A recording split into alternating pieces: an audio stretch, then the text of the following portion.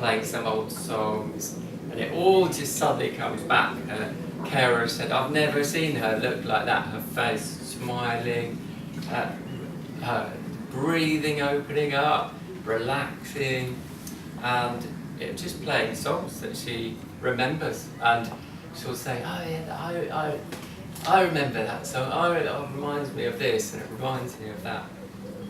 But it's really hard for someone like that to get out and access services which are already under threat.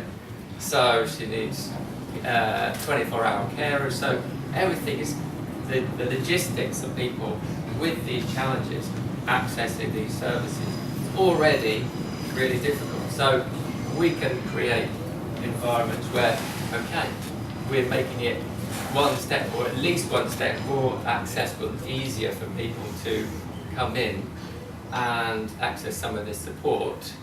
If we can do that, then we'll be making a huge difference to people's lives in Lewes and the Lewes district.